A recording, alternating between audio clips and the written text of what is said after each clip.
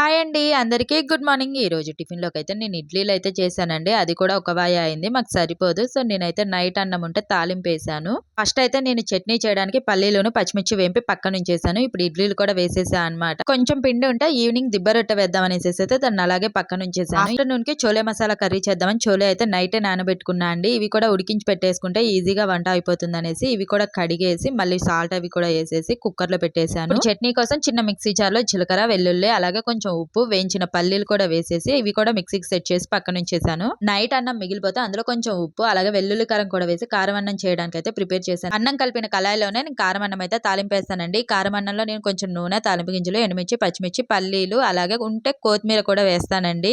చాలా మంది కారం అన్నంలో అల్లం వెల్లుల్లి పేస్ట్ కూడా వేస్తారు. నేనైతే వేయనండి. ఇలా సింపుల్ గా చేసేస్తాను. తాలింపు వేసినాక కొంచెం పసుపు వేసేసి అన్నం వేసి కలిపేసి లైట్ గా ఫ్రై చేస్తే సరిపోతుంది. ఇడ్లీలు అయితే రెడీ అయిపోయాయండి. ఇంకా చట్నీ కూడా చేసేసా అనమాట. ఇది నా మార్నింగ్ బ్లాగ్. వీడియో నచ్చితే లైక్ చేయండి. ఛానల్ ని సబ్స్క్రైబ్